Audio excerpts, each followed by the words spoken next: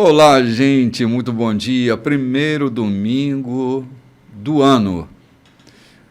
Hoje, dia 7 de janeiro, nós aqui no Café com Bispo estamos inaugurando o ano de 2024 com muita alegria no nosso coração. É o nascimento de um novo ano, a criação de possibilidades maravilhosas para a nossa vida. Se a nossa alma estiver bem, a gente vai longe esse ano, hein, gente? Eu desejo a todos um bom dia, sejam bem-vindos ao café de hoje. Com muita alegria, eu anuncio aqui meus parceiros, meus amigos de trabalho, minha querida amiga Lloyd Nogueira. Bom dia, Lloyd. Bom dia, meu bispo. Olha, estamos aqui muito alegres nesse 2024, né? Que tudo de bom, que seja céus abertos sobre a sua vida, sobre a sua casa, sobre tudo que você projetar para este ano, ok? Sim, quem gosta de número, né? Uhum. Nós estamos nesse ano 24, 12 vezes 2, né? 12, 12. 12, 12. Tem gente que é ligado nisso, né? Pastor João, muito bom dia. Muito bom dia, querido bispo. Bom dia, companheira Lloyd. Bom dia, Diogo. Bom dia a você que está do outro lado, nos ouvindo, primeiro domingo do ano. E a gente cheio de alegria aqui, de coragem, de determinação, sobretudo de responsabilidade, de não emitirmos a nossa opinião própria no texto que estamos fazendo, mas de depender do Espírito Santo para que ele nos abra o leque de transmitirmos a palavra. Essa semana encontrei com alguns pastores, amigos, e ele louvando o programa e dizendo, é palavra. O que a gente acha bonito no programa é que não há opinião de ninguém, é a palavra sendo revelada, descortinada, exposta para a gente. Essa é a nossa pretensão, esse é o nosso desejo. Quanto a 2024, a minha fala tem sido sempre a seguinte. Eu, particularmente, não espero um 2024 mais auspicioso, mais leve do que 2023. Todavia, eu me preparei e concito a vocês a se prepararem com mais garra, com mais determinação, com mais ânimo, vislumbrando o vencer do 2024 como você venceu o 2023 ou com muito mais entusiasmo. A gente chega do outro lado, cheio de alegria, de gozo e de certeza de que vencemos. João, como eu tenho dito, que venham os touros, nós vamos fazê-los em bifes. É isso que vai acontecer em 2024. Haja o que houver, venha o que vier. A velha canção dizia, eu aguento mais. Né? Eu me escudei para isso na resposta de Josué e Caleb, né? Para Moisés. Sim.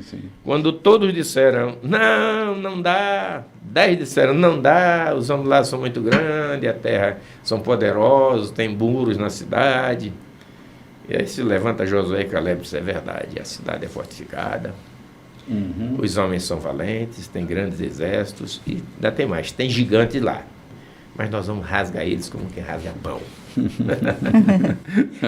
Então, assim, pode... E fizeram, né? E fizeram, claro. E fizeram. João, a coragem é uma graça de Deus na nossa vida. Não é ausência de medo, é essa capacidade de enfrentamento com as coisas que vão aparecendo ao longo do caminho, né?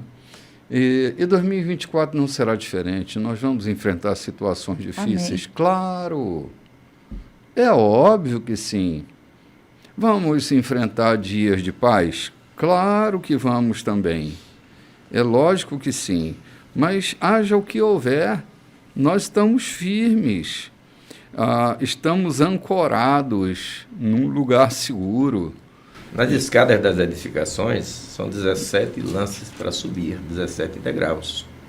Aí depois tem um patamar para descansar. Sim. Outros 17, mais um patamar. Então, a gente não vai ficar em cima do patamar. Sim. A gente vai subir esses degraus para alcançar os patamares que estão sempre à frente da gente. Amém. É isso mesmo, sabe? Como disse lá em Josué, né, o Senhor diz que é preciso muito ânimo e muita coragem. E eu tenho uma amiga, Camila Vieira, e ela diz que a gente precisa enfrentar as coisas com muita verdade, coragem e humildade. Sim. É essa tríade É fundamental, fundamental. Né? Interessante, nós estamos no livro de João, lá no capítulo 2, é o texto que nós vamos iniciar hoje, versículo 23. Eu ouvi esses dias do pastor João Silveira que João, ele não começa com o nascimento de Jesus. Enquanto outros apóstolos se preocuparam em escrever sobre o nascimento dele, João começa com seu ministério, né? Ele já vai abrindo o caminho com o nascimento do ministério de Jesus. Ele fala da eternidade de Jesus e emenda no seu ministério, né? Não tem aquela coisa presépica, não tem nada disso, né? É assim, é o eterno que se fez carne e agora está aí. Aí vamos logo, capítulo 2, boda de Canaã. Isso não invalida nada do que escreveram os outros. Não, é a abordagem de João. Cada escritor dos evangelhos tinha uma inspiração divina do Espírito Santo para escrever conforme a necessidade de cada povo. E João captou as lentes de João captaram a divindade de Cristo. Eu acho isso lindo. Uhum. O Marcos, se não me engano, capta a genealogia e vai andando, justificando as razões porque Cristo era chamado de sacerdote, rei e profeta. E João, sabendo que eles tinham essa responsabilidade, disse, não, eu vou captar as coisas mais profundas, mais sutis. E João escreve exatamente nessa sutileza linda, que não tira nenhuma beleza dos demais que escreveram, né? Uhum. Sim. Bom, nesse capítulo 2, assim que Jesus sai ali da Galiléia, em Caná, ele vai caminhar lá na direção de Jerusalém, né? E ele começa a curar, né? O primeiro milagre de Jesus, na narrativa de João, é transformar a água em vinho, né? E agora ele começa a curar. E bem no versículo 23, o texto diz assim, enquanto estava em Jerusalém, na festa da Páscoa, era Páscoa, né? Isso.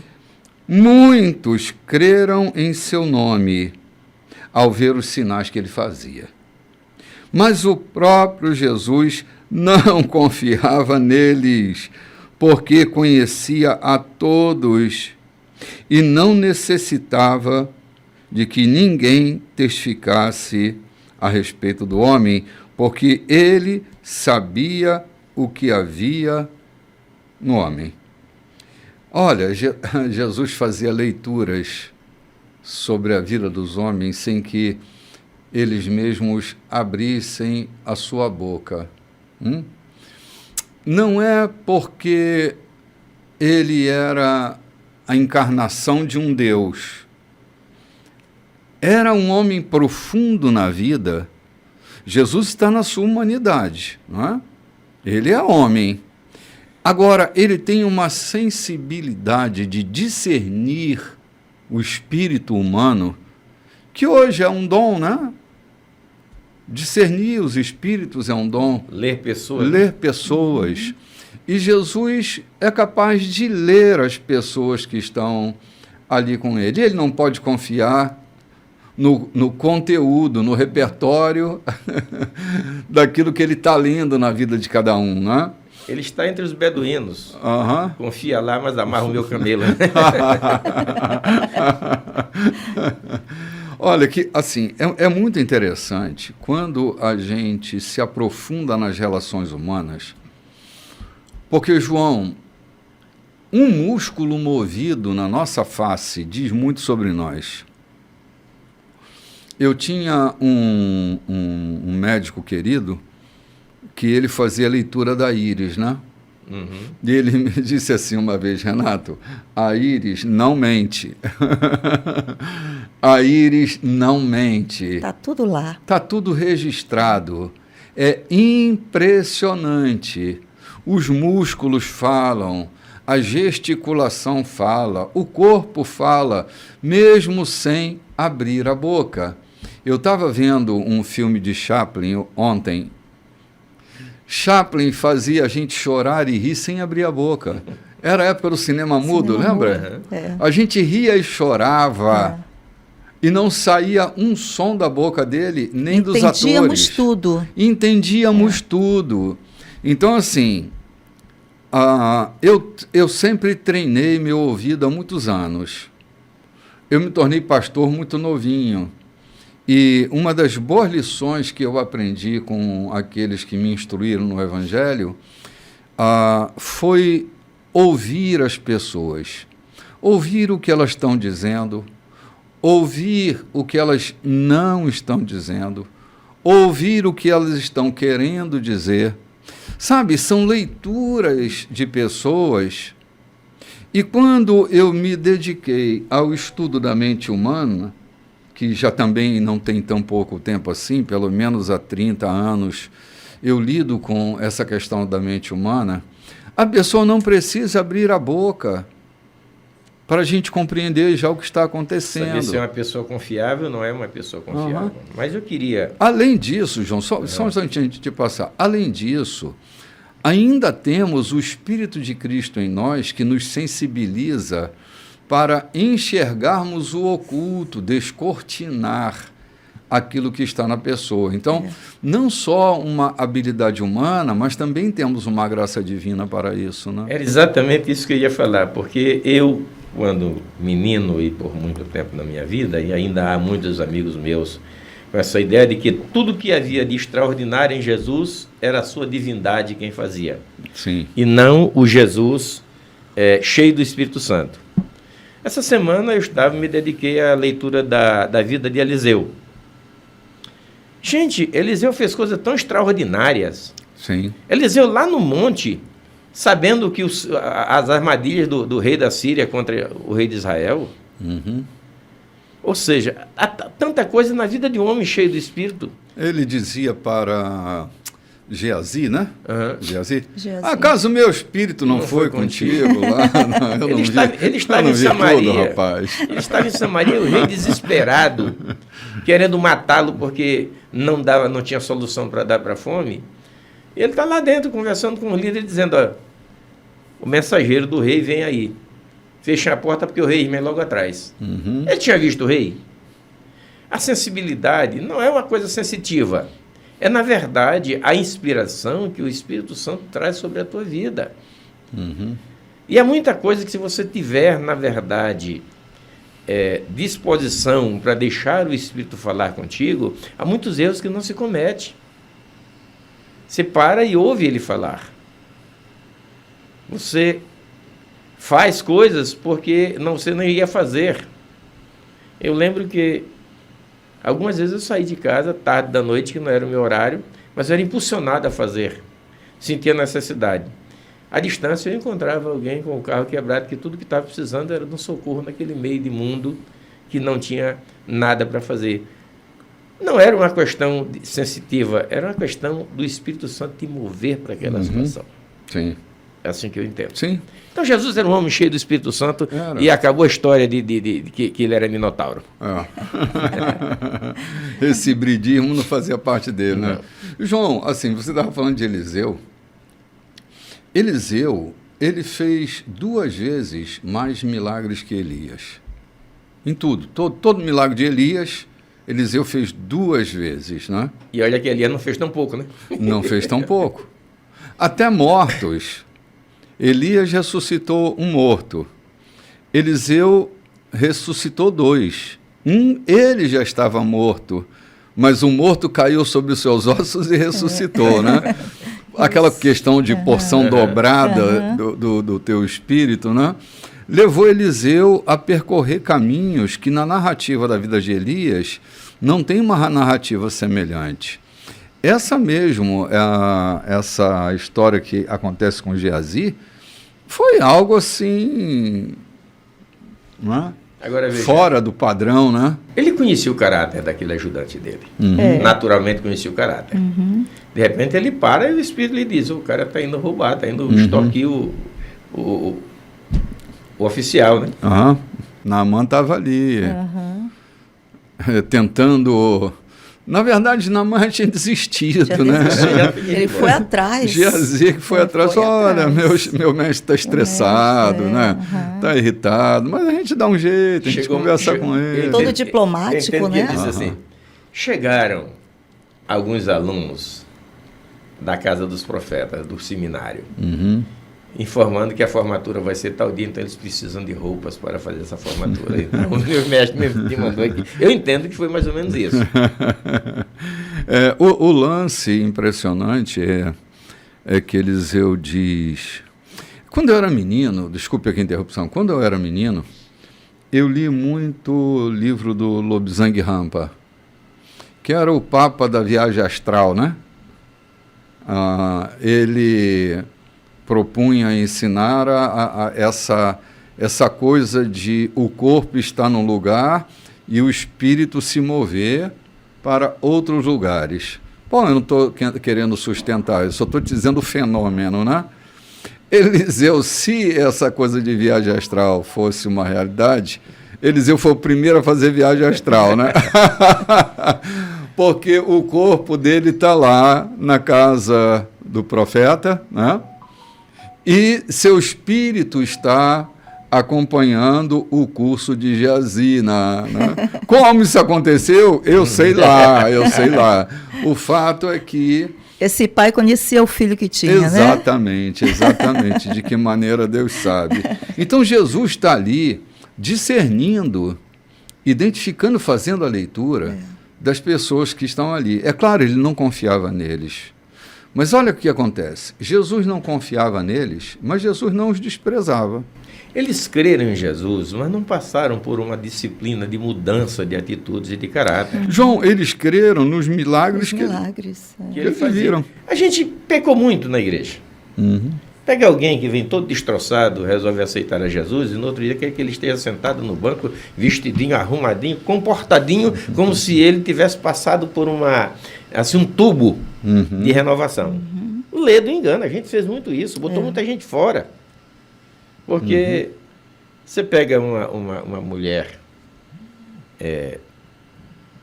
aí, não quero dizer tudo, mas que se veste do jeito dela, e de repente ela ouve uma mensagem que você está pregando na rua. E ela chora, ela vem e se manifesta o evangelho. Você dá o endereço da igreja, ela vai no outro dia. Tudo que você espera é que ela chegue com uma roupa decente. E onde ela tirou? Ela não tinha. Mas a gente já fica... E aí Jesus diz, ai de vocês que atravessam os mares para fazer um prosélito e depois vocês matam, né? João, eu estava me lembrando desse texto ontem. Assim, esse texto, eu estava evangelizando uma pessoa e estava falando justamente disso, né? Como que os judeus faziam, os fariseus faziam, né? Eles atravessavam mares para fazer prosélito.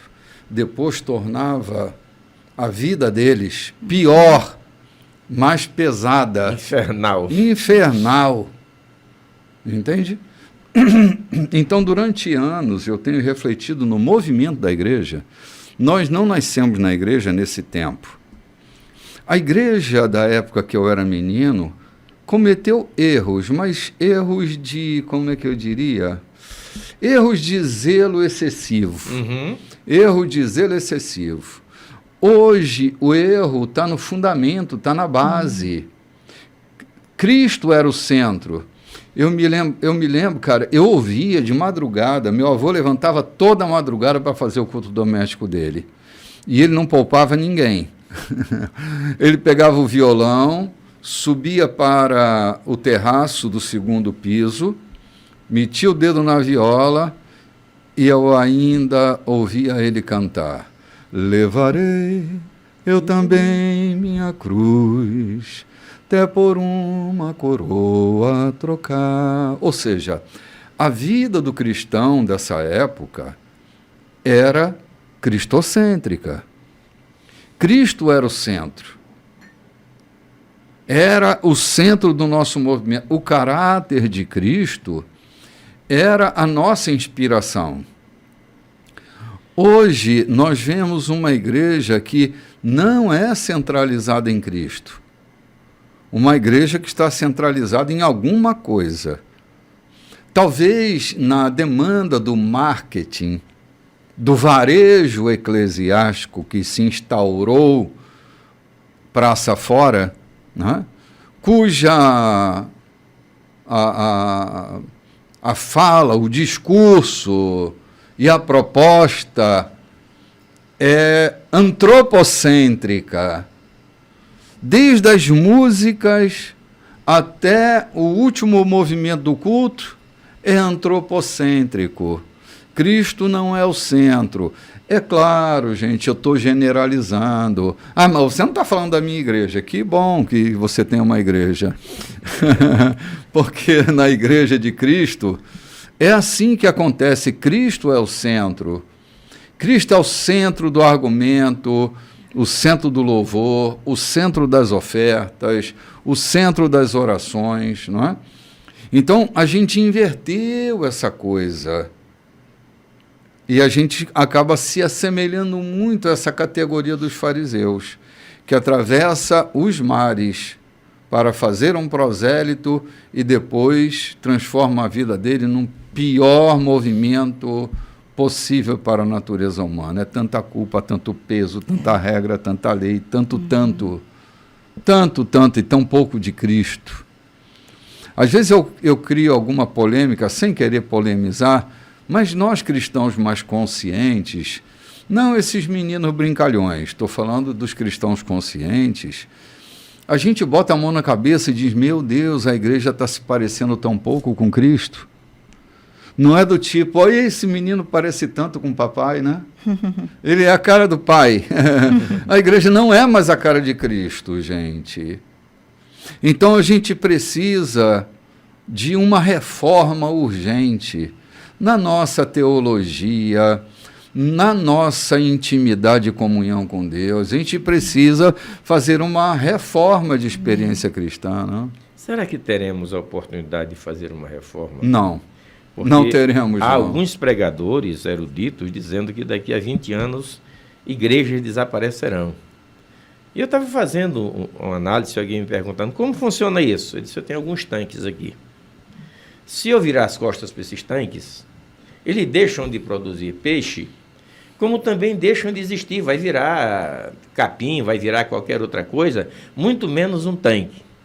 Se Deus resolver virar as costas para essa igreja que não proclama o seu nome com a dignidade possível, ele não precisa fazer nada, nem é governo, nem é o diabo. Uhum. É exatamente as costas de Deus. E foi assim em Israel por tanto tempo, autodestruição, né, João? Foi em Israel por tanto tempo. É. Quantas vezes Deus disse, olha, não meu povo, né? Lá em Oséias, não do menino. Esse povo não é meu. Pronto. E o que é que aconteceu depois? Taca pesada. Uhum. É possível, dizem alguns curiosos, estudiosos, que há a possibilidade de a gente não ter mais 2 décadas, a possibilidade de termos igrejas equilibradas e funcionando. É um pensamento muito pessimista, não que não seja possível, mas é um pensamento muito pessimista, né? É um tempo, bispo, que nós precisamos discernir estações, né? Períodos. Que momento nós estamos vivendo? Que momento eu estou passando como uma igreja, eu como pessoa, igreja, um templo de Cristo, a minha casa, a minha própria igreja, o local, a minha comunidade. Eu acho que isso ajuda muito fazermos uma reflexão, né, para que a gente possa assumir a igreja que somos, ou que estamos sendo. Sim, verdade, Lloyd. Essa falta de autocuidado, assim, é um período muito curto que João Silveira citou dos prognósticos de alguns. É um período muito curto. Mas como tudo é tão veloz hoje, 20 anos para nós hoje, levava na geração dos meus avós 50 anos para acontecer. Hoje acontece em 20 anos, ou seja, quase que pela metade do tempo. Então, como a velocidade das informações é tão grande, eu ainda tenho essa coisa. Acho muito pessimista, mas não acho que é impossível de acontecer.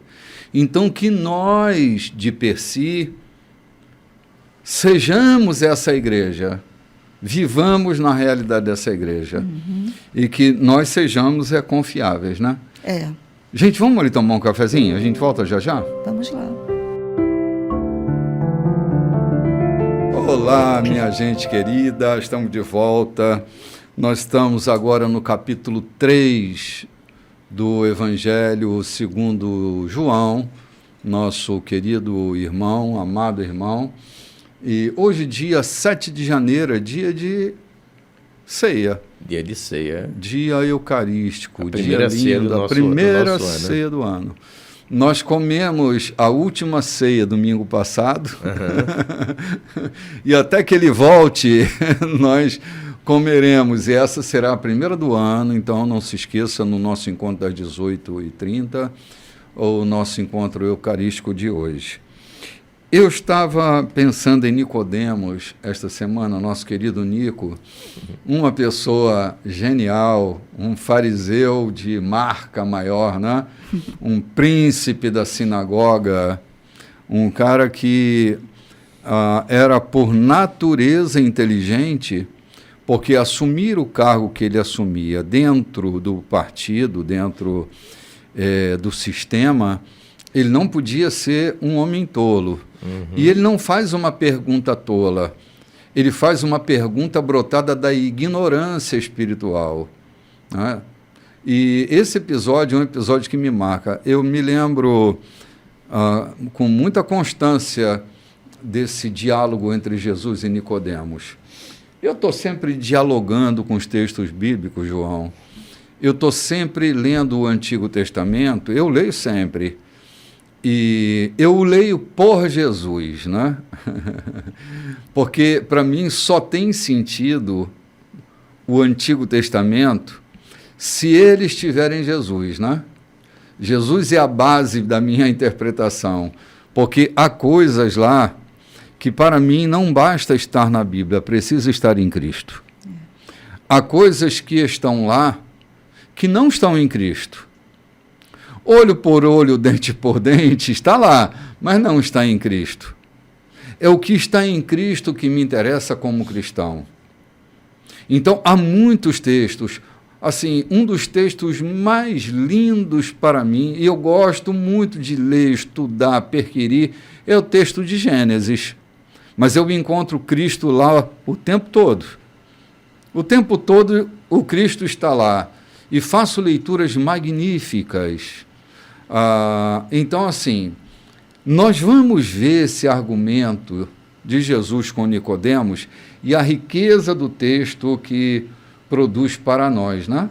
Vamos lá, Lóide, a leitura? Vamos, sim. Capítulo 3. Capítulo 3, meu bispo. Do livro de João. Havia um homem do partido dos fariseus chamado Nicodemos, um destacado líder entre os judeus. Certa vez, ele visitou Jesus tarde da noite e disse: Rabi, sabemos que o Senhor é um mestre que vem de Deus.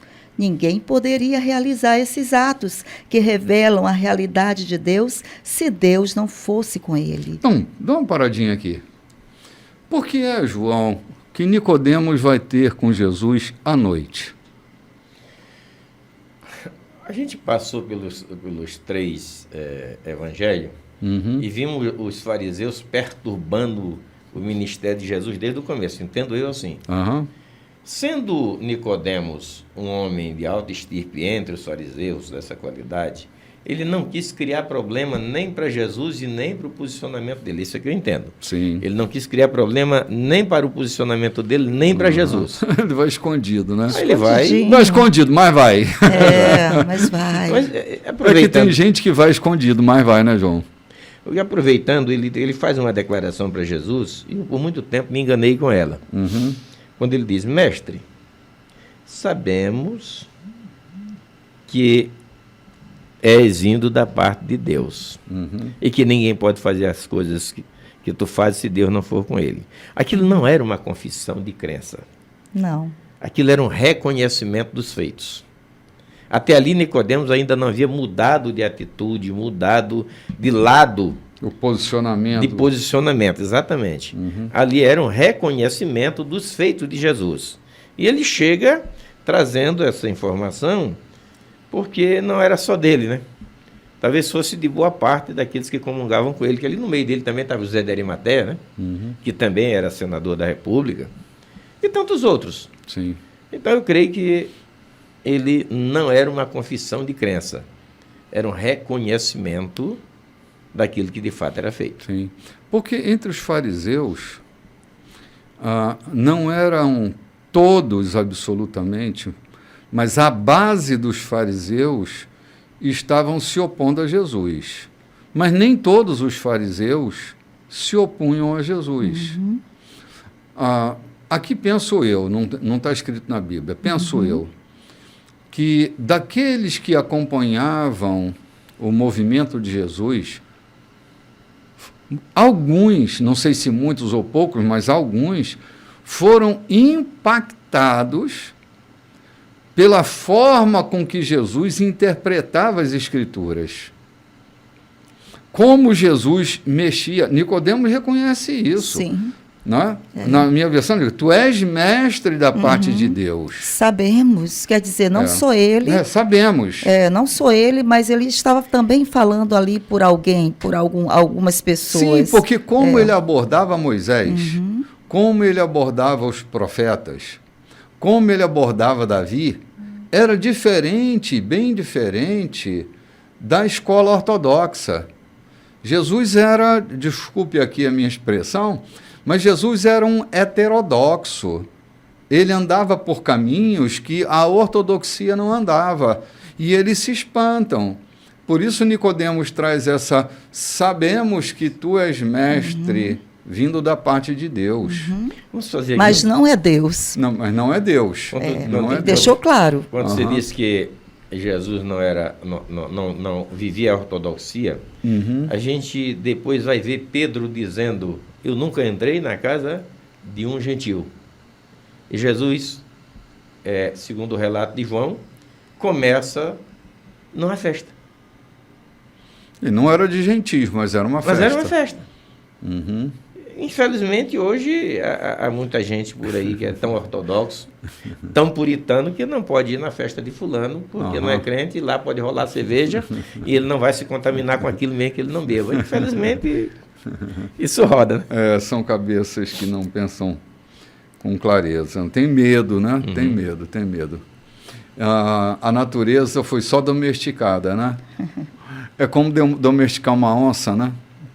Ela pode estar ali obedecendo, mas uma hora a natureza rebelde dela... Uma pessoa dessa tem medo da sua própria natureza. Tem, cara. Tem sim. Porque são naturezas domesticadas. Recalcadas. Olha, eu reflito sempre na história da teologia. Houve um período que o medo do pecado era tanto... O medo do pecado era tanto que as pessoas... Olha, me lembro daquele discurso do Jonathan Edwards, que muitos cultuam esse discurso dele, mas você vê no discurso de Jonathan Edwards o pavor estabelecido no coração das pessoas, o pavor do pecado. Cara, nós que nos unimos a Cristo não temos nada a ver com pecado. Paulo, escrevendo aos Romanos, diz que o nosso coração estão pendidos para as coisas do Espírito, não para as coisas da carne. Então, assim, viver com medo do pecado é recalcar o pecado na sua vida, é colocá-lo bem lá no fundo. Uma hora dessa, a gente tem um retorno desse recalque, pronto, porque a gente não foi transformado, a gente foi conformado, foi domesticado. E uma hora dessa, essa selvageria da carne que não foi transformada, ela volta com força. É como o sujeito que tem problema de Alzheimer. Quando o Alzheimer ele arranca o filtro da censura no ser humano, tudo aquilo que ele recalcou vem para fora. Você vê, por exemplo, homens que moralmente corretos, que nunca xingaram palavrão, que nunca foram imorais, que nunca... Quando chega o Alzheimer, né, esse filtro do superego é arrancado da mente dele e não tem mais a lei dentro dele, não tem mais a censura dentro dele, ele ataca as meninas, ele xinga, anda nu pela rua, por causa de recalque. Nós que nos... É o discurso que Jesus vai dizer agora para Nicodemo, né? Nós que nascemos de novo, se nascemos de novo, nossa natureza é outra. Isso aí. Ser nova criatura é ter sido transformado. Não é ter entrado para uma religião. Não é estar condicionado a um sistema. Era o que os fariseus faziam muito bem. E foi o que aconteceu comigo por tanto tempo, minha família todinha. Fomos conduzidos à igreja para assentir a tudo que se dizia ali e concordar com aquilo e viver aquilo. Depois os que tomaram conhecimento saíram fora da coisa, se bem que Deus teve misericórdia, mas a coisa era essa. Não se tinha uma transformação, e sim uma conformação. Sim. Era um adestramento. Um adestramento. Aí Jesus vai argumentar com Nicodemos agora, né? Aqui no versículo 3, Jesus diz, você está absolutamente correto. Preste atenção. A não ser que alguém nasça do alto, não é possível ver aquilo que estou apresentando, o reino de Deus. Como pode alguém nascer se já nasceu e cresceu? Estranhou Nicodemos. Não é possível entrar de novo no útero materno e nascer outra vez. E que história é essa de nascer do alto? Jesus respondeu, você não entende. Deixe-me dizer de novo.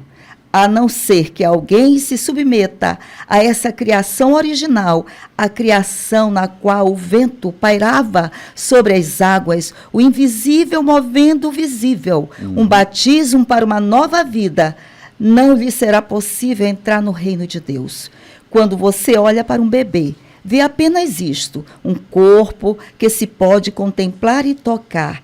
Mas a pessoa que tem um nascimento interior é formada por algo que você não pode ver nem tocar, o espírito, e se torna um espírito vivo. Portanto, não fique surpreso quando digo a você, tem de nascer do alto, de fora desse mundo, por assim dizer. Você sabe muito bem que o vento sopra para lá e para cá.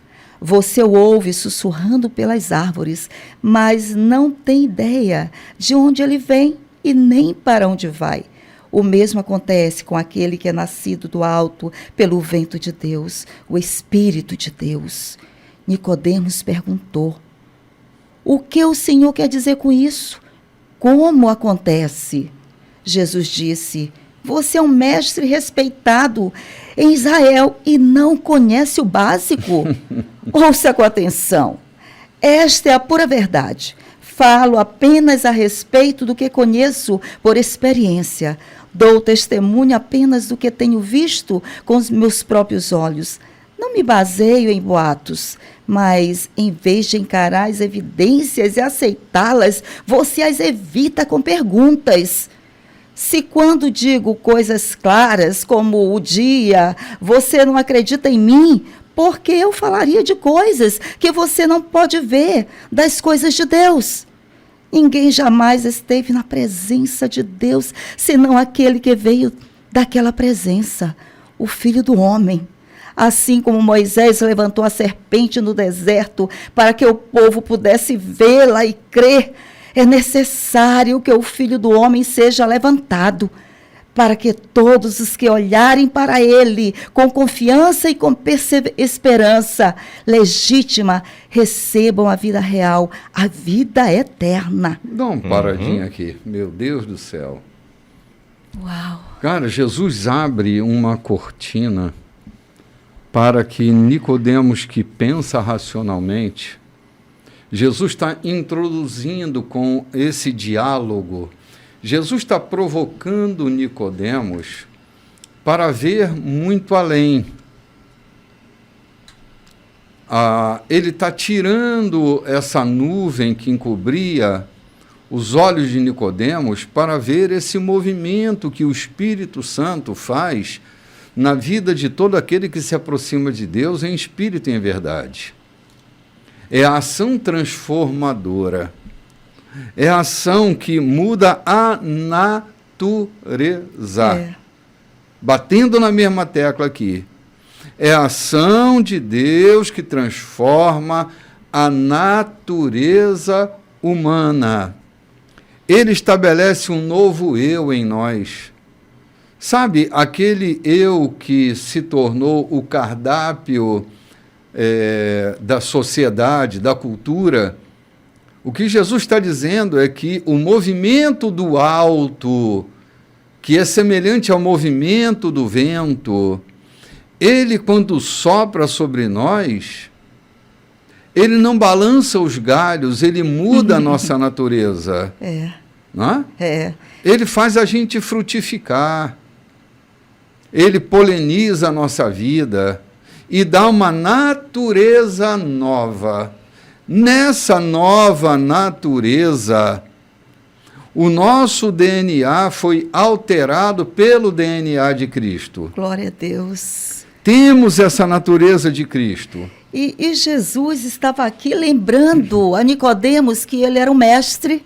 Você é um mestre, mas você não entende. Sim. E é isso. Não é porque nós somos mestres ou líderes, né, que entendemos sempre tudo. Jesus lembra, você não entende, Nicodemos, a não ser que você nasça de novo. Aqui Jesus entrega um grande segredo para Nicodemos e para nós, para a humanidade, para a igreja. Tem que nascer de novo. Sim. Olha, tem uma metáfora que eu gosto muito dela, que fala sobre essa coisa da natureza, né? Da natureza. Como é que as coisas se operam nessa nova natureza.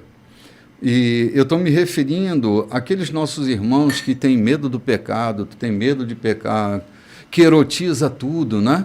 Erotiza tudo, erotiza o pão de açúcar, erotiza as nádegas de uma mulher, vai erotizando tudo na vida, porque a mente está erotizada. Quem nasce de novo erotiza com a vida, mas não tem objetos de erotização. Tem um novo olhar. A nova natureza tem um novo olhar para as mesmas imagens que outrora erotizava. É nova natureza. A metáfora é assim. Haviam dois monges.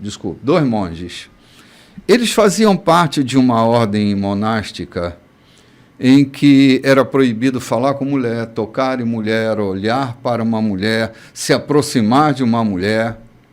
Eles lidavam muito severamente com essa questão da erotização. Aí, um dia, eles saem bem cedo do mosteiro e eles iam para uma outra cidade e era obrigatório atravessar um rio, que não tinha ponte. Então, eles conheciam o caminho e sabiam que num determinado movimento do rio havia pedras. Estavam escorregadias, mas era o lugar onde eles podiam passar com mais segurança, mas o rio era caudaloso. Eles se aproximam de lá, João, e quando estão bem próximos, eles avistam uma mulher naquele ponto em onde eles iam atravessar. Eram monges fortes, com pernas fortes, eles não teriam problema de atravessar o rio naquela altura que tinham pedras. Mas a mulher certamente se afogaria. O monge mais velho se aproxima da mulher, pega ela no colo, com suas pernas fortes, ele atravessa o rio e coloca essa mulher a salvo do outro lado do rio e segue em caminho. Deixando a mulher? Deixando a mulher na beira do rio a salvo. E em silêncio, caminhar o dia inteiro. Já chegando à noite, o monge mais novo, não se contendo, pergunta ao monge mais velho: mestre, nossa ordem monástica não diz que a gente não pode tocar em mulher, olhar para uma mulher, conversar com uma mulher, se aproximar de uma mulher. Como é que tu pegastes aquela mulher no colo e atravessastes o rio com ela? Aí ele pergunta ao jovem: qual mulher? Qual mulher? Eu, no início da manhã, deixei aquela mulher na beira do rio e você continua com ela dentro de você até a noite. Não conseguiu tirar ela de dentro de você? Entende a metáfora? Quem é uma nova criatura não vive na prática do pecado. Entende? Não fica com essa coisa roendo dentro dele. Ao passo de que, se eu sou uma velha criatura tentando me tornar uma nova criatura, eu serei um ser desencontrado, nem velha nem nova. Estarei em suspensão. Aquilo que disse há pouco. É a coisa mais difícil para o ser humano. Querer ser cristão e viver dominado pela sua velha natureza. Não cabe. Não consegue viver, João. Lembra que Paulo, quando Jesus se aproxima de Paulo, a hora que Jesus chama o nome dele, a primeira coisa que ele pergunta: quem és? Paulo não argumenta nada. Ele pergunta: quem és? O que é que eu vou fazer? Como é que é a história daqui para frente? Aí a coisa mudou. Sim. Porque viver essa vida cristã dominado pela natureza humana, e a vida cristã é um contrassenso de toda razoabilidade humana. Eu, porém, vos digo: perdoai os vossos inimigos, orai por quem te persegue, alimenta o teu inimigo se tem fome. Se o teu irmão tem alguma coisa contra ti, não é tu contra ele, vai lá. Então, o viver cristão é inteiramente ao avesso do viver humano. E aí Jesus termina dizendo: quem quiser ser digno de mim, quem quiser ter relação comigo, quem quiser ter uma proximidade comigo, negue-se a si mesmo. Ou seja, converta essa natureza humana numa natureza divina, para que você tenha uma relação comigo. Sim. Coisa linda, né? Esse encontro de Nicodemos com Jesus sempre me faz pensar muito na natureza em que eu vivo. Se eu vivo nessa natureza do vento que sopra, né? Ou eu sou só uma tempestade desaguando pela vida fora, né? Foi uma conversa bem longa, né? Sim. Uma conversa bem longa, profunda, né? Nicodemos, que era um homem que parecia entender tudo aos olhos daqueles líderes que estavam lá fora, mas quando chegou aqui diante de Jesus, naquela casa ali, só os dois, né? Jesus mostrou para ele, né? A real necessidade que a alma dele tinha. Quem era ele? Né, naquele momento, era um homem que precisava de uma nova vida, viver a vida com Deus. Não sei se é Paulo ou Pedro, me desculpem aí a ignorância bíblica, que diz que o homem natural não pode entender as coisas de Deus. Não. Na tua natureza humana, tu não consegue entender. Era o que estava acontecendo aqui com Nicodemos. Uma conversa tão transparente, um autoconhecimento, uma alta capacidade, uma alta posição entre a religião. O texto diz que era do partido, mas se sabe que a religião farisaica era o domínio da época. E por lá passaram tantos outros, né? A escola de Iliel era farisaica. Eles passaram por lá, mas o entendimento humano, infelizmente, a gente tem encontrado cada gente por aí que tem um sermão tão bonito e uma vida tão atrapalhada, um sermão tão arrumadinho e uma vida tão desarrumada que faz pena. É verdade, João. Olha, uma coisa que eu nunca tinha reparado é que o texto que é o coração da Bíblia para nós, ele é dito por Jesus nesse momento.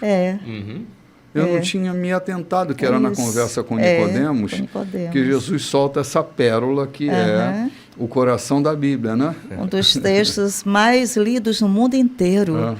né? Onde evangeliza, entra nos hospitais, nas escolas, nas universidades, né? Para transformar pessoas. Sim, é bem aqui. Bem aqui. Podemos seguir, meu bispo? Podemos. Sim, a gente tem pouquinho tempo, né? A gente tem... Só leia o verso 16. Certo. Deus amou tanto o mundo que deu seu filho, seu único filho, pela seguinte razão: para que ninguém precise ser condenado, para que todos, crendo nele, possam ter vida plena e eterna.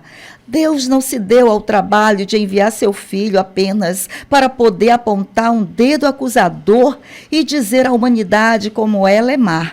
Ele veio para ajudar, para pôr o mundo nos eixos outra vez.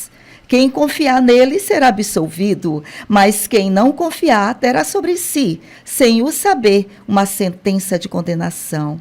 E por quê? Porque não foi capaz de crer no único Filho de Deus quando este lhe foi apresentado. Ok.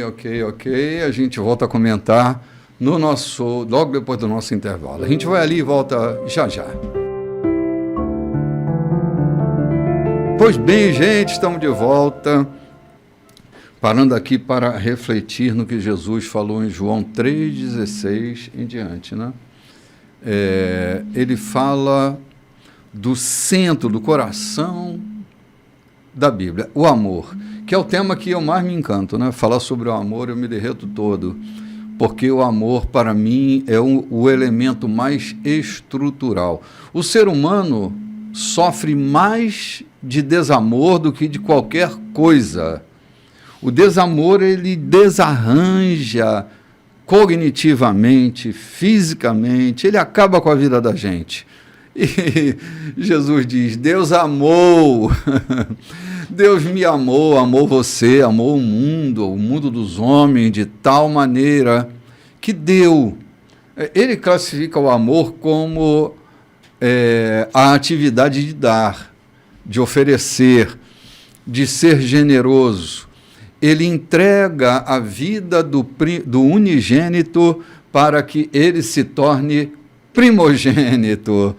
Ele dá para a transformação de uma natureza vil e caída ligada a Adão, para que essa natureza fosse ligada agora ao último Adão, Jesus Cristo.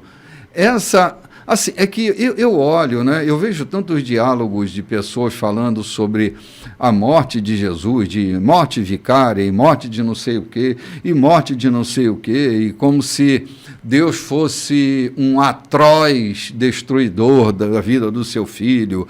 Que crueldade, que maldade, né? Mas Deus estava, sim, no espírito de Abraão, Abraão estava no espírito de Deus, me referindo a Isaac. Ele sabia que ele ressuscitaria ao terceiro dia. Ele deu por empréstimo, né? Para resgatar todo homem. Não foi uma maldade, uma crueldade, foi uma entrega livre, espontânea. Ninguém tira a minha vida de mim, eu que a dou liberalmente, eu a dou e a tomo de volta. Essa vitória do amor de Deus lá na cruz do Calvário, entregando Jesus para remir a vida de todos nós. O amor é dar, é entregar. É isso que Jesus está apontando para o caminho de quem ama, a entrega. Isso me empolga muito, me dá sempre muito entusiasmo. Eu fico mesmo esfuziante quando eu me lembro que eu sou fruto desse amor. Eu sou apaixonado por expressões no português, especialmente. De outras línguas eu não entendo. Eu estou vendo que o Espírito Santo caprichou aqui, inspirando o João, que ele disse que Deus amou o mundo, e aí ele coloca uma expressão que não tem medida, né? Sim, não tem medida, João. Uma expressão que tal maneira não tem medida. Não tem medida, não há nada que meça, nem o tempo, nem a eternidade mede, na verdade, essa expressão de João. Eu achei, o Espírito Santo caprichou com João. João, escreve aí, porque Deus amou o mundo tal. Ou seja, não tem medida. Pronto. É uma história. Não adianta tentar explicar, porque é inexplicável. É inquestionável, né? Isso, para mim, me empolga, né? Sim. João, a gente está diante de uma fala de Jesus.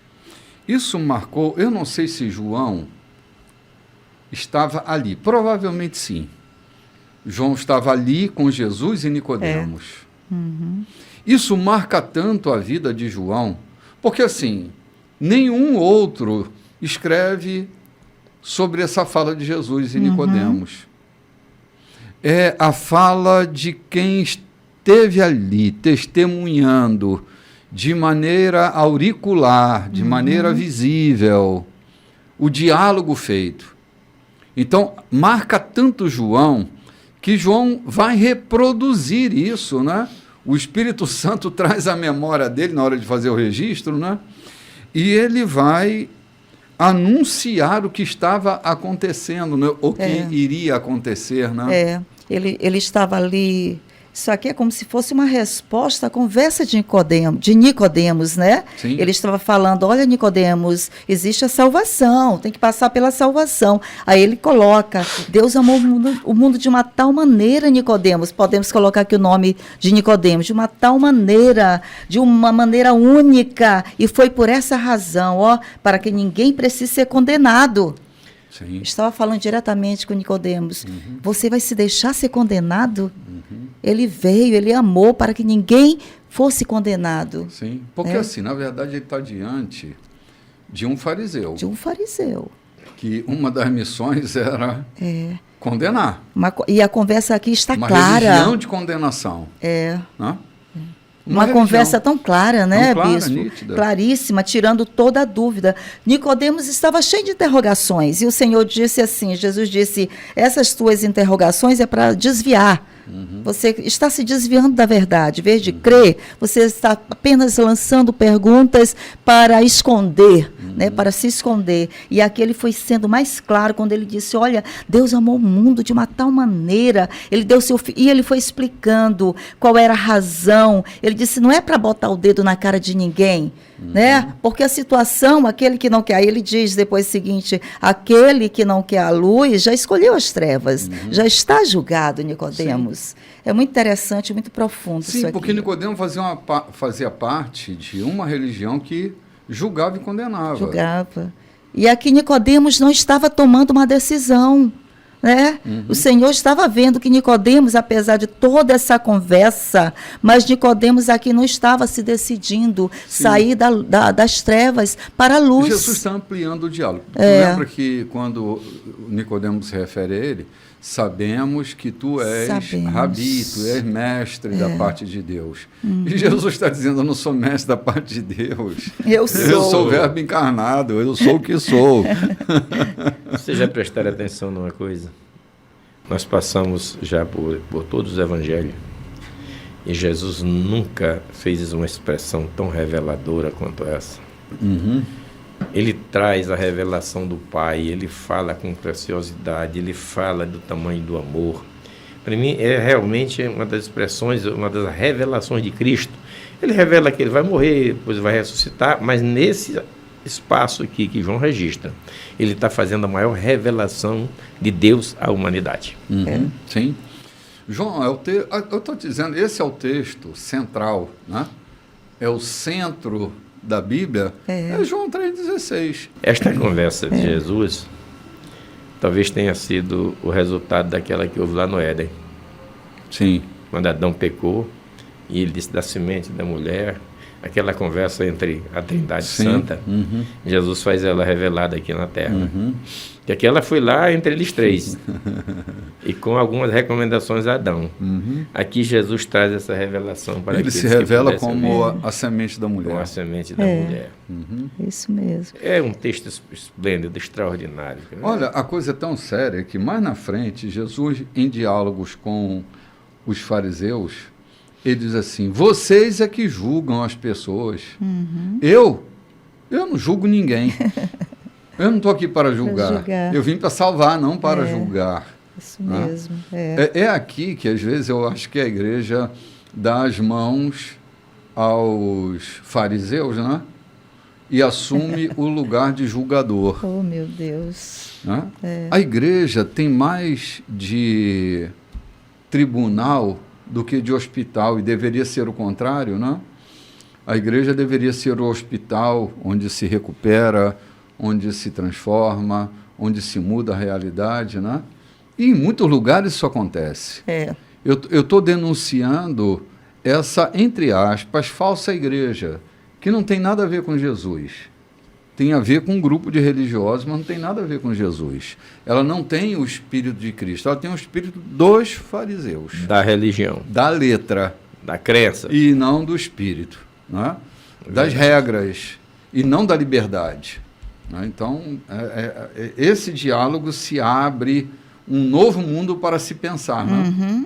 Vamos continuar aí? E Jesus diz, esta é a situação. A luz de Deus invadiu o mundo, mas a humanidade inteira correu para as trevas. Fugiram porque não estavam interessados em agradar a Deus. Aquele que pratica o mal é viciado em negar a realidade e iludir-se e odeia a luz de Deus. Não vai querer se aproximar dela para não ser submetido a uma exposição dolorosa. Mas quem crê e vive na verdade, na realidade, recebe de coração a luz de Deus, de modo que sua obra pode ser vista, pois é a obra de Deus. Meu Deus do céu.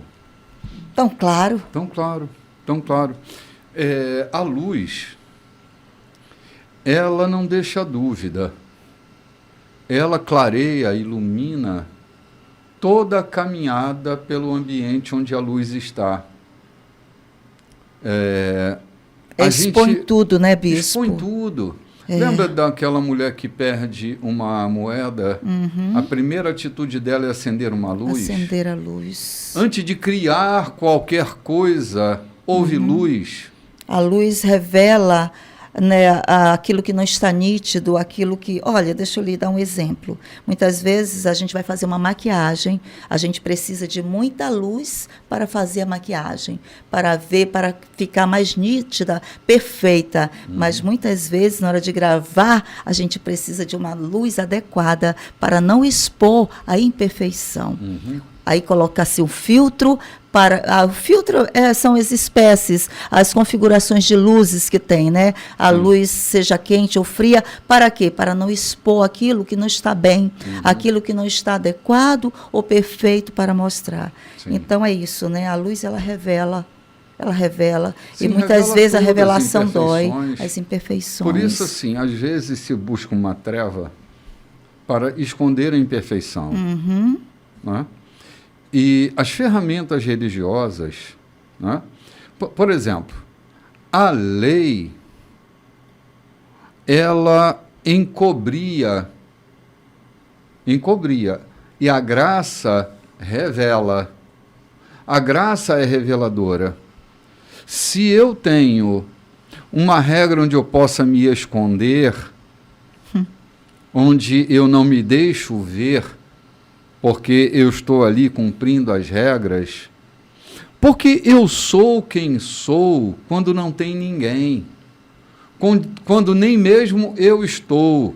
É diante dessa luz que eu me revelo quem sou.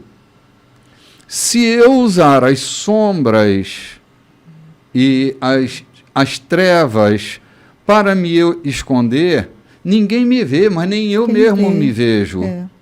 É a graça que revela. Então, Jesus chama os homens para o movimento da graça. A graça me revela exatamente como eu sou. Se eu sou carnal, né? Lembra, quem é sujo, suje-se mais ainda, quem é limpo. Né?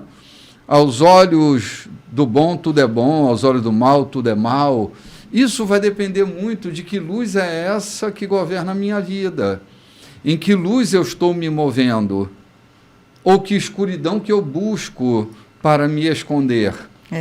Na vida não dá para a gente ficar brincando de esconde-esconde, porque a vida trata de luz, de clareza, porque é aqui que a gente estabelece a segurança das relações. Na escuridão não tem confiança. Não tem. Eu não vejo o que eu estou comprando, né? É na luz, é como você vai comprar um carro, né?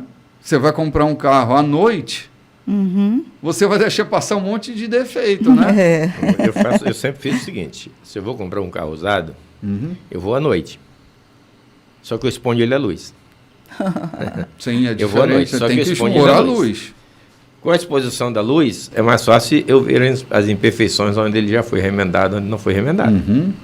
Mas com a exposição da luz. Sim. E é interessante que o cenário... A luz revela, né? A luz revela. O interessante é que, quando João escreve aqui, ele faz questão de colocar qual era o cenário que Nicodemos estava indo ver Jesus à noite, né? Porque Nicodemos vivia nessas sombras, se escondendo. Nicodemos estava se escondendo. Justamente. Seja para proteger Jesus, seja para se proteger, ou a reputação que ele tinha, né? E o final desse texto aqui, dessa conversa aqui, Jesus traz a luz, coloca a luz aqui, a necessidade de haver luz nessa conversa com Nicodemos. É transparência. A transparência, né? Interessante, sim. né? Sim. Não foi uma coincidência, não. Foi justamente, começou nas trevas, né? Na escuridão, mas Jesus correu até chegar na luz, mostrando essa necessidade da luz para Nicodemos. Lá em Atos capítulo 16, nós vamos encontrar uma situação, não é semelhante, mas é apenas o que a gente está vendo. Luz revela coisas. Quando houve aquela confusão, aquele terremoto no cárcere de Filipe, o carcereiro, para entrar, pediu luz. Não foi?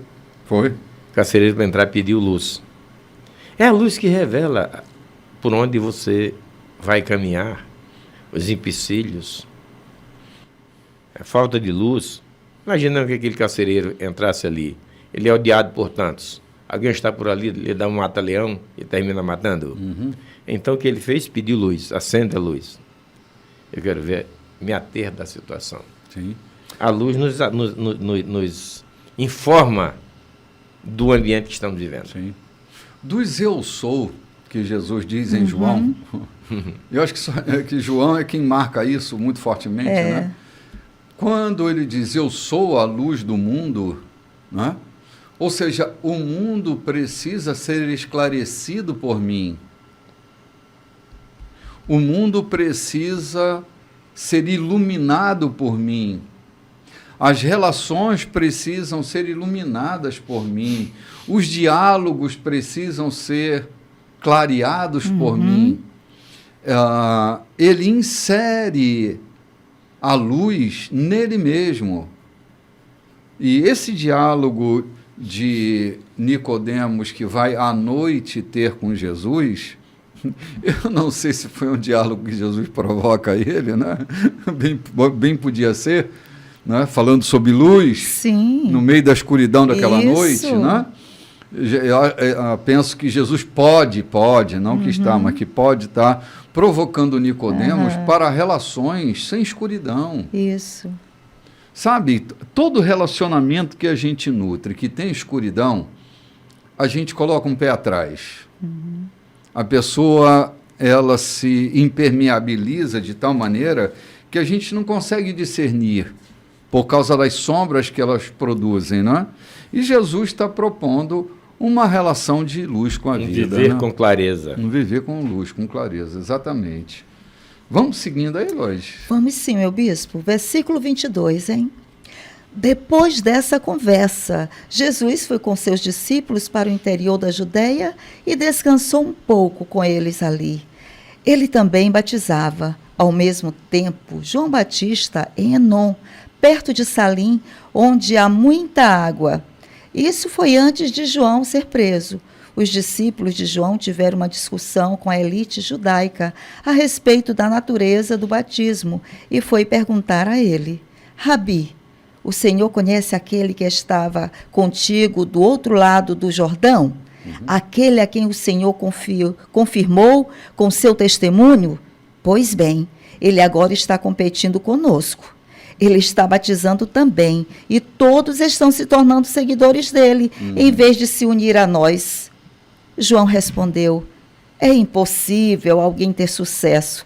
Falo de sucesso eterno, sem ajuda celestial.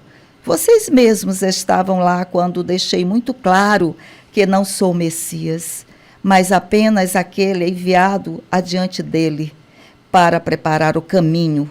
Aquele que recebe a noiva é, por definição, o noivo, e o amigo do noivo, seu padrinho. No caso, eu.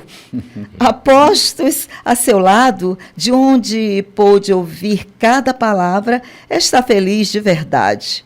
Como poderia sentir inveja se sabe que a festa acabou e que o casamento terá um bom começo? É por isso que meu cálice está transbordando.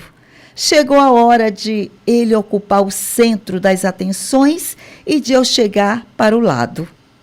Aquele que vem de cima é muito superior aos outros mensageiros de Deus. Quem nasceu na terra é terreno e fala uma língua da terra, enquanto ele apresenta a evidência do que viu e ouviu nos céus. Ninguém quer enfrentar esses fatos, mas qualquer um que examinar essa evidência poderá apostar sua vida nisto. O próprio Deus é a verdade. Aquele que Deus enviou nos comunica a própria palavra de Deus. Muito bem, gente. Eu fico olhando para a sustentação do discurso de João e como ele tem clareza da missão dele, sem envaidecimento, sem presunção, sem querer tomar o lugar de ninguém. João assume o seu lugar diante da grandeza esplendorosa da presença de Cristo na terra. Ele não se arroga, ele não se ensoberbece. João está com clareza na cabeça dele, esse é o meu lugar e aquele é o lugar dele. Ele diz, é impossível alguém ter o sucesso eterno. Acabou ali o sucesso do João. Acabou o sucesso de João. Agora, quem tem o sucesso eterno é aquele que é eterno. É o noivo. Aquele que não teve dias de início, nem terá dias de fim. Aquele que atravessa pelo tempo e volta à eternidade. João está situando com muita clareza a missão do próprio Cristo e sua missão. E ele não está ali intimidado, não está se sentindo inferior. Pelo contrário, ele é superior porque é o segundo. Porque é ele quem prepara o caminho. Então, isso faz dele superior a ponto de Jesus dizer, cara, antes dele nunca houve um igual, nem depois dele haverá. João é criatura única, semelhante a ele, ninguém na terra, nem antes nem depois. Coisa linda. Ele é o grande divisor das águas, não? Eu acho bonito quando aqui ele chama o amigo do noivo, né? Ele diz, existe o noivo, né? Eu sou aquele amigo que traz o bilhetinho para a noiva. Eu sou só o padrinho, né? Eu trago o recado para a noiva. E é o risco da noiva muitas vezes se apaixonar pelo amigo. Ele diz, olha, eu sou o amigo do noivo, né? Cabe ao noivo esse casamento com essa noiva, com essa noiva linda. E ele diz, agora que apareceu o noivo para o casamento, eu saio de cena. É interessante isso, é muito lindo. Que ele cresça e eu diminua. Eu diminua, eu sou o padrinho. Olha, né? Uma das coisas mais difíceis de se dizer na vida é que ele cresça e eu diminua. Porque nesse recalque humano, a gente quer sempre continuar crescendo e os outros diminuindo. Essa necessidade de ser visto, de ser ouvido, de ser separado. Eu vejo, às vezes, conversa entre pessoas em que há uma necessidade gritante do outro de ser ouvido. Eu também. Entende? A questão do eu também. Sim. Né, de não deixar o outro brilhar De querer no que ser está entendido, contando. né? Isso. De querer ser entendido. Eu vejo, às vezes, casais conversando ou discutindo e vejo sempre alguém dizendo assim, você não me entende. Ou seja, eu quero ser entendido. Não é? João está dizendo, não, que ele cresça e eu diminua.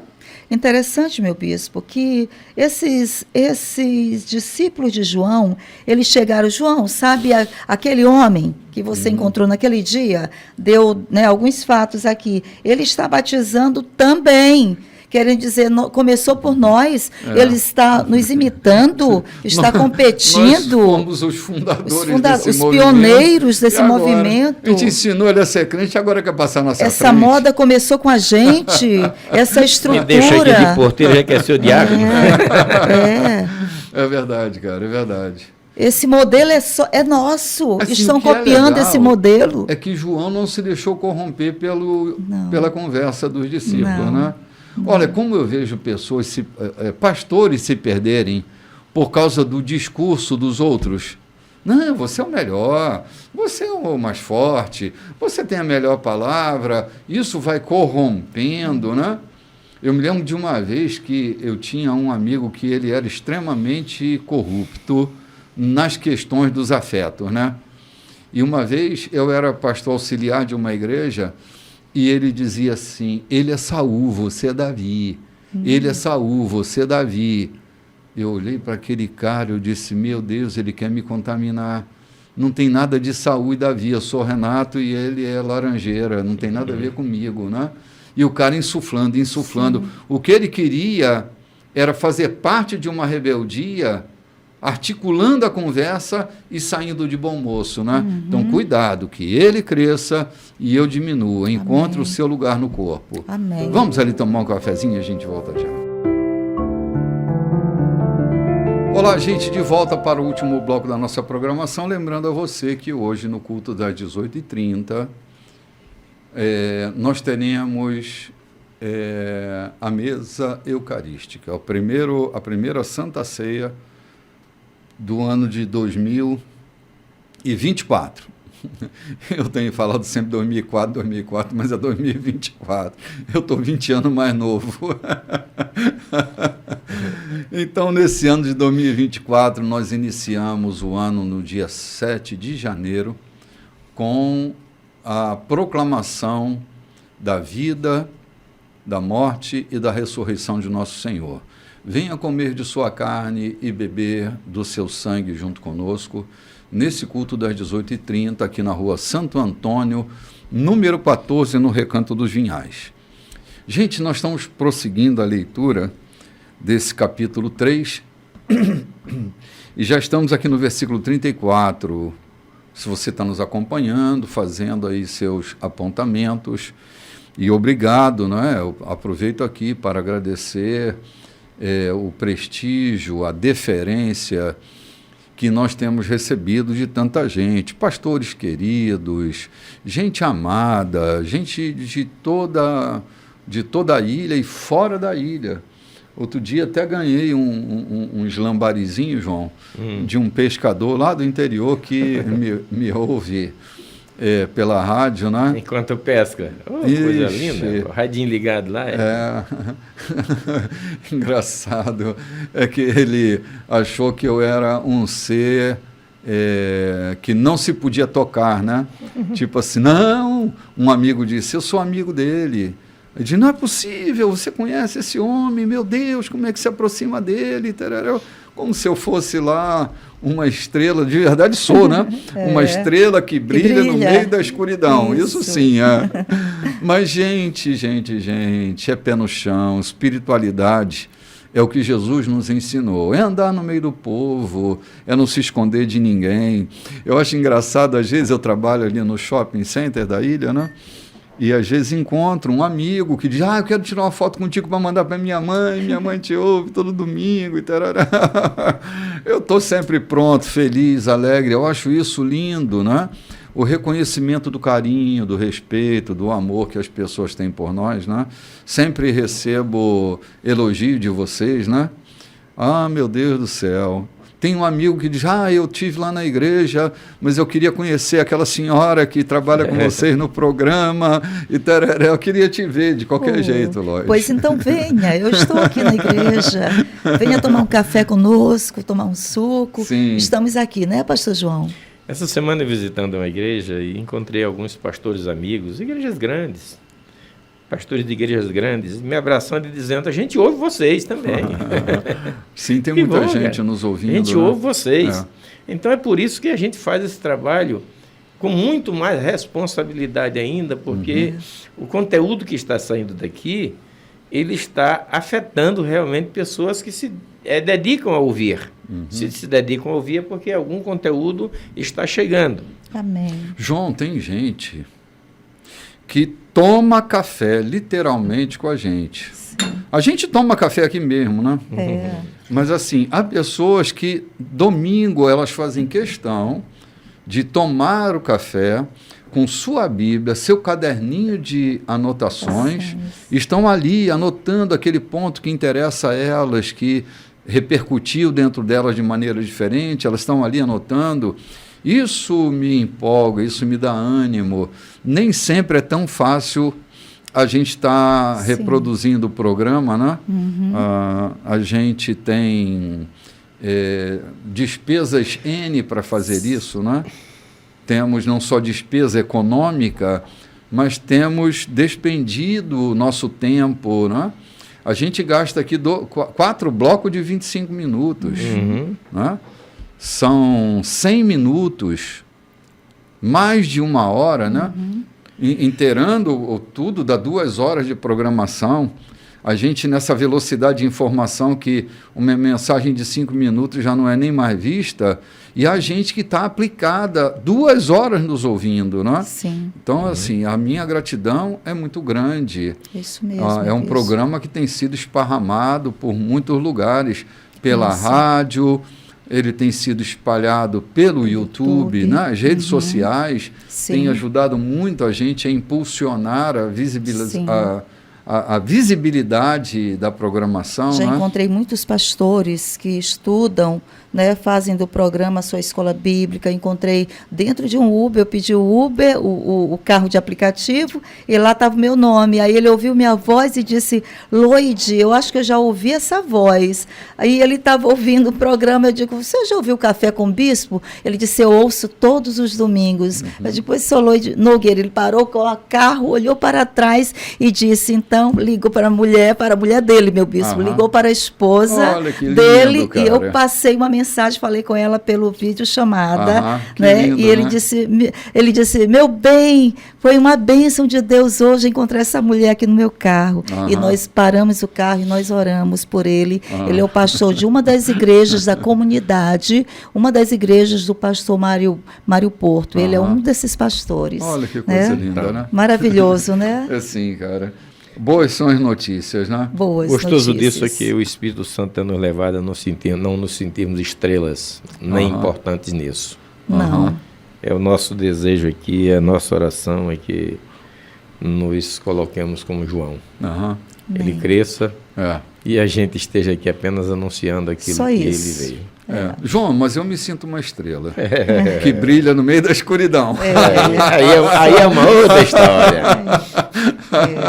Sim, é verdade, gente. Tem fatos, tem testemunhos muitas vezes que Deus nos dá na nossa caminhada, que muitas vezes a gente pensa 2 vezes em contar ou não, né? Mas algumas coisas a gente conta aqui e ali, né? Pela uma necessidade do grupo saber, de pessoas saberem.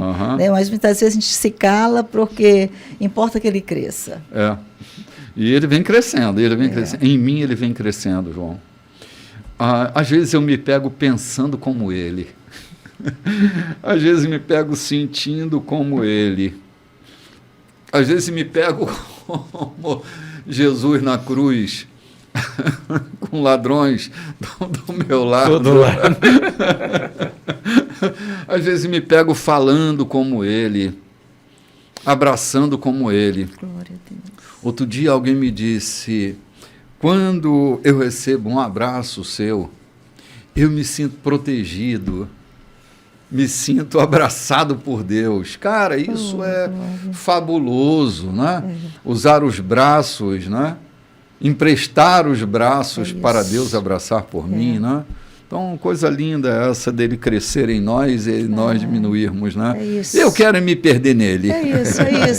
Eu quero me encontrar nele. E que nos mire e nos erre. Né? Como eu sempre digo, me mire. Me erra. Pode mirar, mas me erra. Gente, nós estamos aqui já no verso 34, é isso? Verso 34. Aí diz assim: aquele que Deus enviou nos comunica a própria palavra de Deus. E não pensem que ele divide o Espírito como se partisse um pão. O Pai ama o Filho de modo imensurável e tudo entregou a ele para que ele passasse tudo adiante. Uma generosa distribuição de dons. É por isso que quem aceita o Filho e confia nele tem tudo, vida plena e eterna. Também preciso dizer que quem rejeita o Filho e não confia nele vive na escuridão e não vê a vida. Tudo que experimenta de Deus são trevas e ira tenebrosa no final. Meu Deus do céu.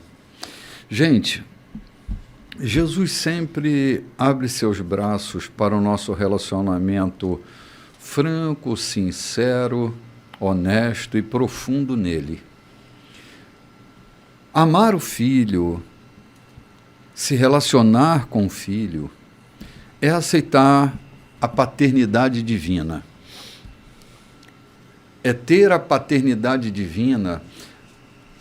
Eu tenho estudado um pouco sobre orfandade e a grande maioria das pessoas tem um sentimento de orfandade, que é o desamparo materno ou desamparo paterno. E Cristo veio reparar essa ponte quebrada do desamparo na natureza humana. Todos nós caminhamos com um objeto irremediavelmente perdido dentro de nós. Faz parte da fantasia da natureza humana. Em algum momento na nossa pequena infância, nós perdemos um objeto. E a gente caminha com esse objeto irremediavelmente perdido e estamos sempre à busca desse objeto perdido. E a fantasia toma conta da nossa vida, porque a gente é um insatisfeito de tudo que tem, inclusive da maternidade e da paternidade. Como a insuficiência sempre haverá insuficiência de pai e de mãe em nós, há então esse buraco enorme da orfandade dentro dos homens. O que Jesus fez foi inclinar o coração dos pais aos filhos e dos filhos aos pais. Vocês se lembram? Desculpe aqui, estou entrando por um caminho meio que tangencial, mas vale a pena a gente lembrar disso. As últimas linhas do Antigo Testamento, os últimos versículos, depois daquele intervalo, interregno de 400 anos de silêncio, ok? A última palavra das linhas do Antigo Testamento é: eu virei e restaurarei o coração dos pais aos filhos e dos filhos aos pais, tratando de orfandade. Aí, quando a palavra volta, 400 anos depois, vem a João Batista, mas o texto diz assim: João Batista, filho de Zacarias, no deserto da Judéia.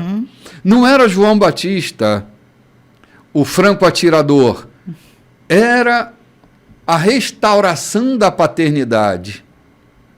Era João Batista, o filho de Zacarias. A palavra vem aqui. Então, olha a conexão da última linha do Antigo Testamento e, digamos assim, a primeira linha do Novo Testamento, inclinando o coração dos pais aos filhos e dos filhos aos pais. Nesse texto, o que me chama a atenção é essa relação que Jesus propõe de uma relação com ele que reflete na paternidade divina. Todo ser humano que é atravessado pela paternidade divina tem áreas da sua vida de solidões, de questões, de vazios, não é? A grande parte tem essa faceta da sua vida restaurada.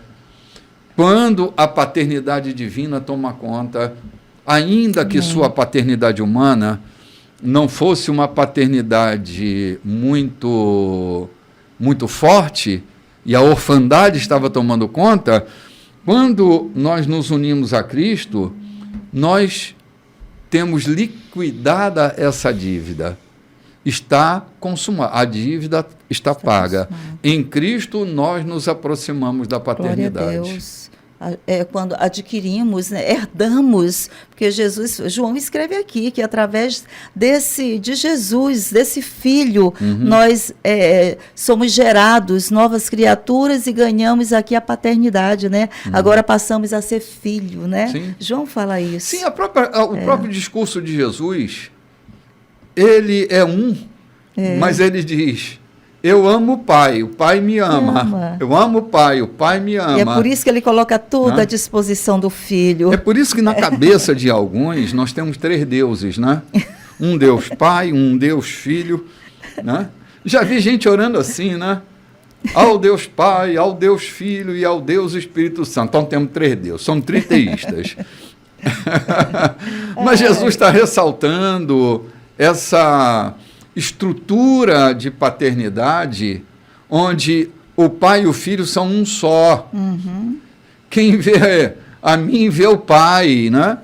Quem vê a mim vê o Pai, não é o discurso de Jesus? É isso que ele fala. Quem olha para mim vê o Pai. Eu e o Pai somos um.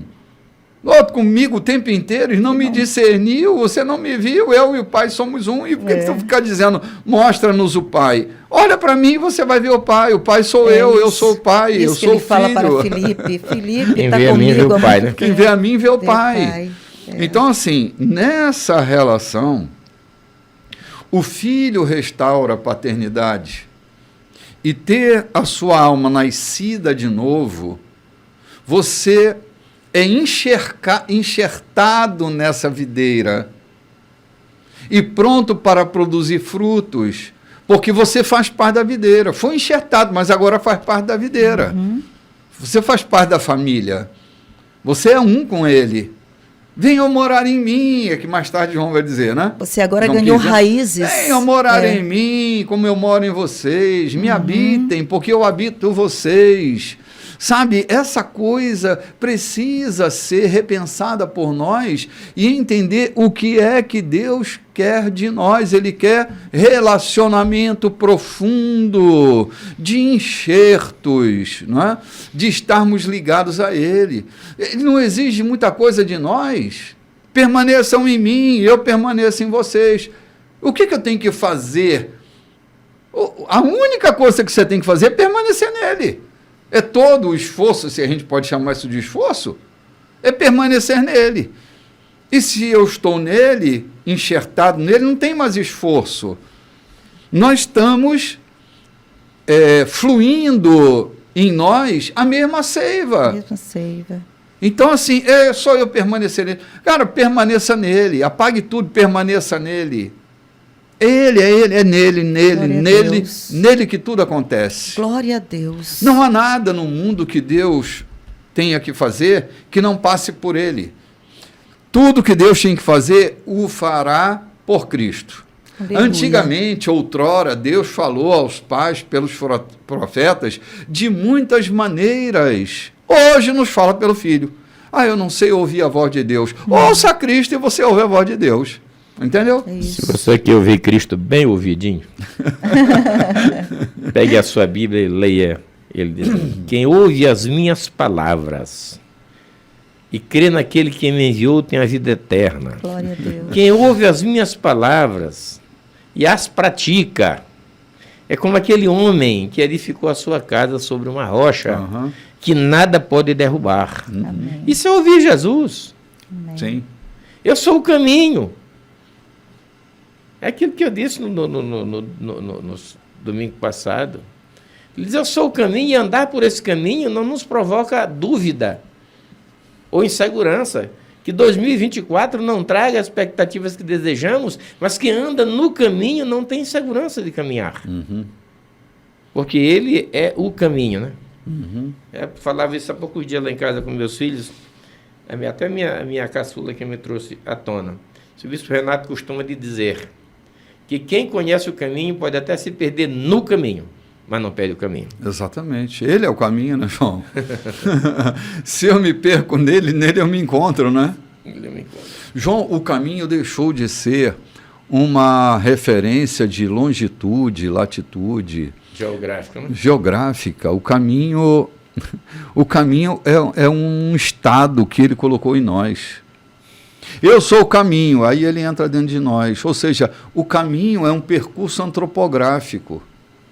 Não é mais um percurso geográfico. É um percurso antropográfico. É uma caminhada que eu faço nele. Se eu mantenho essa minha caminhada, como lembrou bem sua caçula, João, a questão não é errar no caminho, é errar o caminho. Se eu erro no caminho, o próprio caminho me manterá de pé. Eu estava falando a ela uma coisa que acontece muito no interior.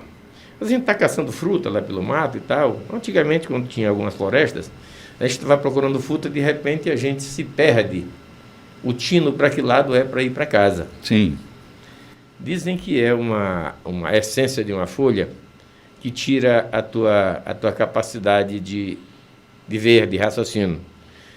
Mas você sabe onde está. Está encontrando dificuldade para chegar lá, mas sabe onde está. Então se perde no lugar, mas não se perde do lugar. É muito comum. A gente dá um tempo, senta ali, dá um tempo, bate um papo. Daqui a pouco a mente clareia e você sabe para que lado vai descer. Isso é comum acontecer com os que seguem a Cristo. João, aquela região ali da Baixada, quando cessam as águas, ali tudo se parece de alguma forma, né? É verdade. Quando aquilo vira campo, né? Rapaz, é tudo muito parecido. Aqueles montes de vegetação, eles se parecem, né? E parece que eu estou, mas não estou. É só quem tem mesmo essa experiência com o terreno é que vai se encontrar. Se me largar lá, eu não sei onde estou e vou me perder e cada vez mais eu vou ficar girando em ciclo, né? É verdade. Mas quem conhece o caminho pode até momentaneamente estar se sentindo fora... Sem identificação de onde está. Não situado, Não situado, realmente. Mas já o caminho diz, eu estou aqui, ande por mim, e a gente chega lá. E aí, Jesus, eu sou o caminho. Ainda disse mais alguma coisinha, eu sou a verdade, eu sou a vida. Sim. Ou seja, caminho, verdade e vida, a coisa mais precisa para isso do que, para viver do que isso. Não, caminhar João. na verdade. Sim. Entendeu? Ter vida. Andar no caminho com verdade e vida. João, essa semana, semana passada agora, eu fiz uma live na terça-feira, que, cara, quem tem o Instagram da igreja, que é o @Igreja da Colheita, eu sugiro que você dê uma futucada lá na live da terça-feira que passou agora. Eu dizia que nesse momento da vida, nós precisamos mais de bússola do que de relógio. Porque como tem gente perdida. Mas, na verdade, é assim, a gente precisa aprender a manusear a bússola. Muito mais do que relógio. A gente não precisa de muito tempo, a gente precisa de direção. Pode ser que eu diga, eu sei a hora que são, mas não sei onde eu estou. Sei a hora que eu estou vivendo, mas não sei para que lado vou. Sim. Não tem bússola, né? Sim, é como o Israel no deserto, né? Não tinha uma bússola. Ficam ali caminhando 40 anos num lugar que em 40 dias eles podiam percorrer. Né? Então, assim, nos atentemos, porque Cristo é a nossa bússola. Aleluia. Gente desbussolada nesse tempo tem aos montes. Eu me lembro de Jesus aos 33 anos. João, 33 anos é um garoto, né? Para nós é. 33 anos. Ele está na cruz e diz, está consumado. Agora, conheço pessoas que aos 90 anos está morrendo consumido e nada de consumar nada. Não construiu nada na vida, não deixou nada na vida, não marcou ninguém, não marcou a história, não deixou um signo na história. Estão consumidos, mas nunca conseguiram consumar nada. Bispo, eu acho que não tinha bússola. Pessoas que caminham nessa direção estão ali aquilo que Salomão disse. Aquele que reconhece quem é, as suas culpas, as suas transgressões, e alcança a misericórdia, o caminho. Mas o que nunca reconhece, nunca prosperará. Sim. Há pessoas que estão aos 90 anos morrendo sem saber para onde vão, porque nunca se reconheceram dentro dessa existência. Verdade, João, verdade. Querido, falta um minutinho aqui no meu relógio para a gente terminar o programa de hoje. Eu quero agradecer mais uma vez o carinho de todos vocês, convidando vocês para que agora às 18h30 esteja conosco no culto das águias. Será um culto fantástico que as águias que vão estar aqui estarão cultuando a Deus e participando do corpo e do sangue do nosso Senhor. Venha estar conosco, Rua Santo Antônio, número 14, no Recanto dos Vinhais. Será um prazer. Estacionamento é farto, você não precisa deixar seu carro na rua. Até sugiro que não deixe. Bote seu carro no estacionamento para evitar algum acidente ou algum infortúnio qualquer. Nós aguardamos por você às 18h30 hoje. Shalom, queridos. Shalom. Bom ter vocês com a gente. Um feliz 2024. Um 2024 cheio de conquistas, de paz e de alegria e saúde sobre você. Até o próximo programa. Amém.